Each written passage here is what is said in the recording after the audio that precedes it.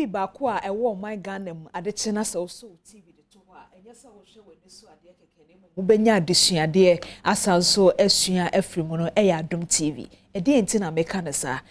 niema bebre na Adom TV dia somo na nanu yin so kra ye de Asukodo ba ye de megidi se niema bi o ha na nka ho no wani so won se da ni monti asiesa na so Asukodo nti wanya mu entiase ene adesuade enra wo promto brekase so na kuecha oyi akwan eyi akwan ato asanka anasa apotoyiwa eyem ema wo hu na ni su kakra na ene so mene no edi ehon komo kakra no wanya bibi asua firim akua kwaba na pomwe ene so asanka isan ai me dia ba enra na bibre ko ho wo so mo pe sa de krokro wa bi efe emema cry on pe market say do ye cute no aha ade krokro bi aya efe na ukwa wa fa kese ni bi amba kese ni bi wo ho na modu ayeye mu bi no wo ho afufu no say bi why ena ayi atwea ena me na akumi fufu no yenya na keto akra na nkwan ne ye bebra ena mo pe aha ntinika wo de kese ni bi bre ya aha na nka ye na so yen so we de ede be kwakoto benku wo ayi na wo twumako bi adokoro kakra bi na de agu ya te ase na mpacho wo se adwuma bia no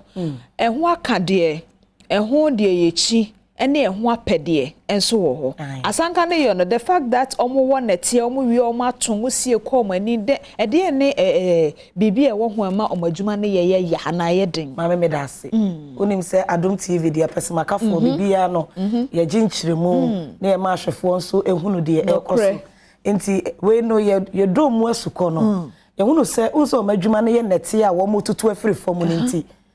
etoda posifo ta wo mo so oh okay ebu onu ma wo se aposifo se wo ye galamsefo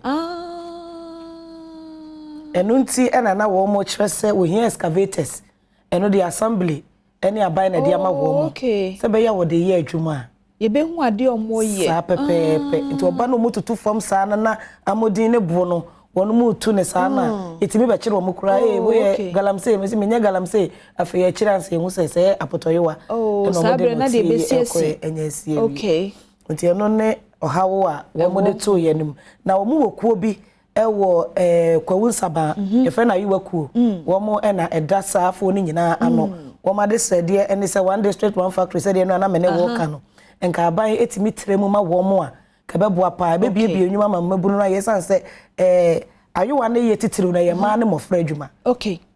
e me ma ne de ene se wo betutu amodin ne bo no amama no ti ma ne tu a na ma na nwu no sa adwuma na eden na tie ne tuo no e na ye clean so clean so ne tu no to mu wi a ansa na omo de wakakọ abobo ya be ba besesa e de asane be pona akoduru ba bia wo mo ye adwuma no I see ni nyina ye adwuma abobo ya no so be gine sika nti sika ne de omo hia bi be hyemu anka be boa wo okay na eno so da nchen a echiwade wo ho adwuma na omo ye no adwuma na omo ye no se na wo ba unse etoda wo kondos aminyata de kala se ya mehye se na nko ahye tuntum nka wo nko be bia note no wono note ne mpade tuntum enti omo a ekotu nete no omo nshade tuntum omo nshade tuntum ye nsham paboa wo ho oh okay odo nine ne betieti a wa body babrobro fom wa ti bi wono ma bebre no obefiri bepo no so aba na na mu nyina hyehye nsu ni koto dwensu ye ne ya sanse wode ne nine na ebrobro ne dwonku ne dwonku ti no ye ohawo a ema ne bi ede to Adom kase ni mabra ye ne wo mo etwetwe enkomo nti oyo oba nso na bu wonsa onko ho oh okay nti ba mi busa oba ne se na se mi ginemu na se mpofiri mu ano nse bu oni ba wo be ye de wo se ndi obetima ye adwuma kakra but wo so wote ho kire obi na oye ho bibi ma wo na woko na no amamre wo ho ende wan kire mu ko se bu ono mu a ye de hinta kakra mate wase na wo se wo bu wonsa sa no a kosi mre a wonsa bu oni betwam no wo de nafu ba ko be ka ho wonsa bu ono mu asabe wo bu wonsa wi ansuo nketenkete ba na eno no wote na fie kakra ansana wasa adwuma no so wow nti eno ene adetitire wo adwuma no ho ne sanse ma titiru ena eye nti no eya na eduru sa abre no a wo se wo twe wo ho kakra se we no wa ma adwuma ni enya line no masada mo so ya wa ma adwuma ne ho se ababedu oh okay eti uhu se Asanka wodwa so na ye ton a Eho amamre wo ho. Iti na se Asanka ye didi mu yi. Enye se ye bibi keke. Eye Ghana de bi esombo a esa wo Ghana mamre a etato. Sa. Use Ghana ya mamre na nkasa ne mu oduru. Ene na ne ma bi abefrafra. Yere ye fi ne so Adom kase de wa asa ye beti obi adwene. Esi ne ma ekoso so nti we no ye ne sa no nke betimi aye no adwuma ne fa keke. So ye do mu asuko hu no. Ohawo a ewo ho ene amane ya ma no ehu no. Nti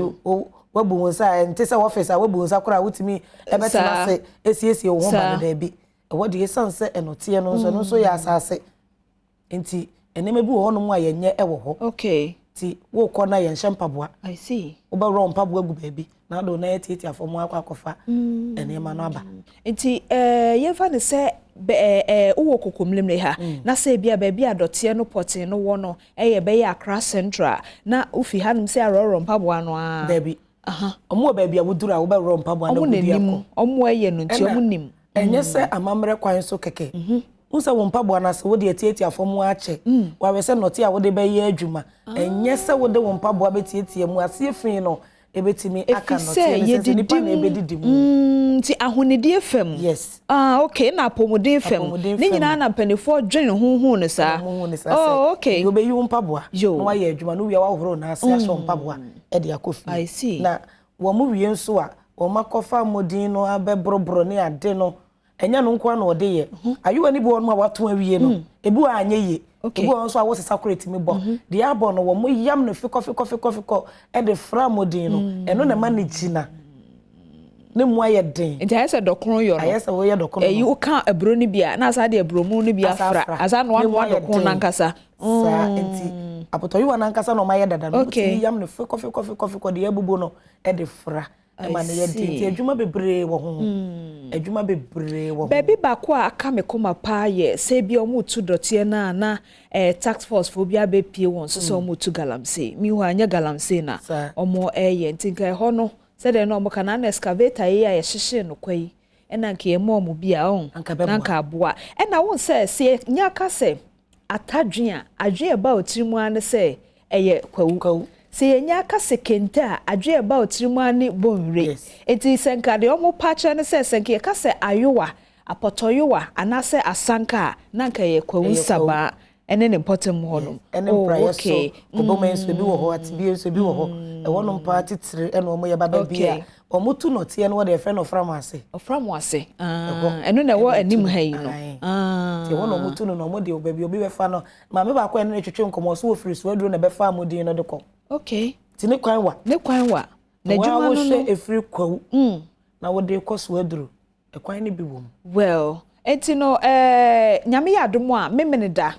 awia no me sampa mu pepepe sia akuacha oyi akwan ewo Adom TV so we ye kakra bi a wapone ho de acha office dotie no ene amodi no nye ayewa nkono mo de ye onse tere bia ne aye kuku etere bia ne de bia ye plate bi ai benifo no kono watena na kono se ne tua na no ni nyina mo de bi ye yo de bi de ye bonsu ya okay yo besi na nyina no ehina won krofo fie eye bia no mo de yo mebua ye de eyi mafi punu mu kakra mo wo kura si mi se me mo fie o dure ni wa yesu no bia so wawura o fie mo etino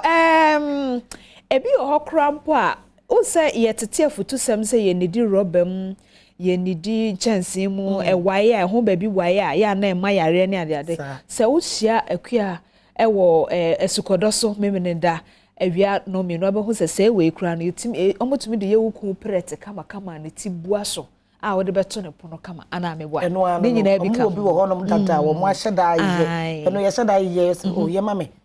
na ne bo ne nye den da bi o na no ayi hwede aba we yi ka se we nyina ne bo ne ye de we say this eno kra ye de abepie nkran mu ha o okay ye se omonsam no 3 cedi no mutu no ni ade 2 cedi ti adwuma ne nkoso.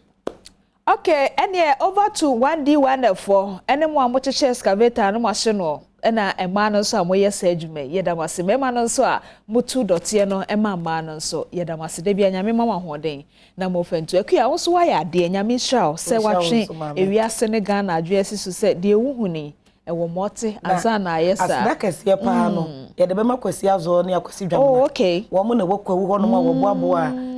nkomotwetwe ne ade ni na no e de bra ye wonkra ene ye so ye ho adwuma wo so abo adwuma pa brothers nyame shamo mo so my ade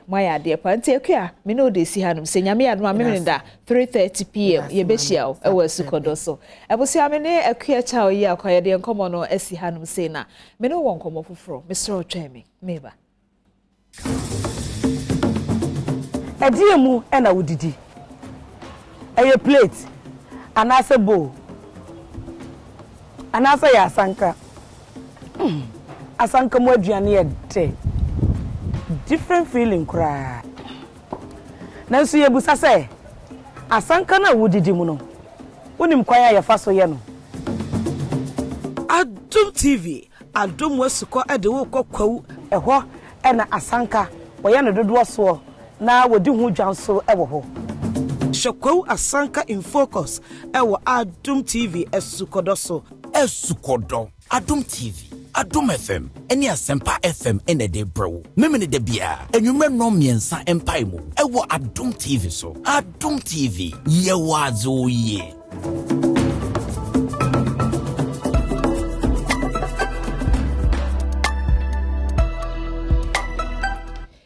ye keka ne sei nyina ye ton safrem penifo senka omo ye 1D1F ewo Kwawu mpotemu anka Asanka anase saa dot juma no be konkan no ne nyina akowie wo tax no bi se tax no wantua 1D1F no penifo de wo ma no be kanso mokro no asande wano ebedo nwere ntime bo wo ma ne yese bosome no de nani kire yi de na chese ewua ne sa enti wo tax no ese wotumi ekotua magiare fo di enhihye so ansa na omo de safo afoforo efi omo adwuma mu ho aba beto osoto no emu eba ne sa ebe ha adwen na afa so maka ne sa chewa wie no na mebo wa mane ese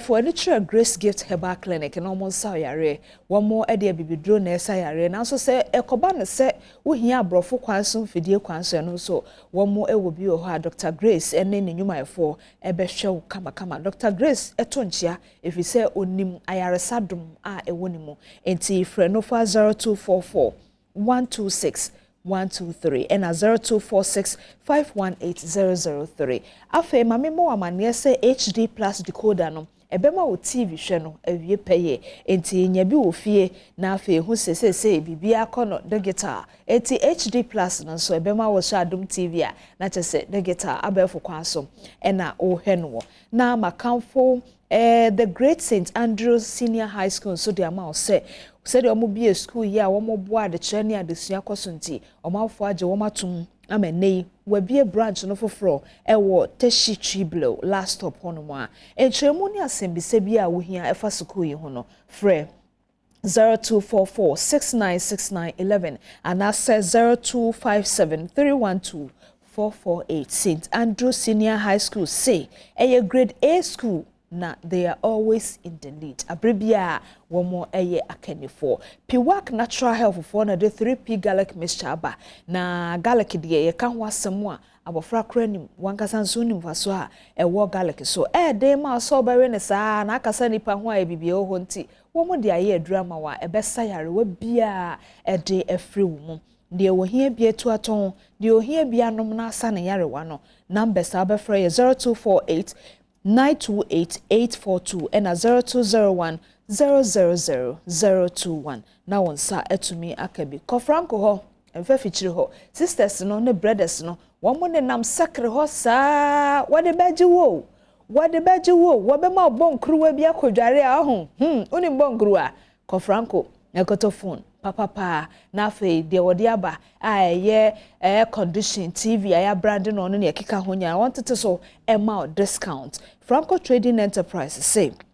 number we now offer now on sabeka no 0246 422 338 and 0555 939 311 afei mame samo wa mane say multi TV boss no fa so de ba ko a ubenya free so emfa ho ne fa so de bebre wo so no eye joy learning medofo obey free school be say kra sa extra classes teacher won shede hu de wo gye no adie menka se wo monye wo moboa pa wo ma microphone ma bebre apase na so eni da honti wonya multi TV no bia joy learning wo so a keno so beboa mofra no adesua say wo mi ko he TV aba na ehwane asresre na no microphone ma na didi wo ball aso yi wo ka se multi TV joy learning wo fi a gombe kwa kotena ball aso akodidi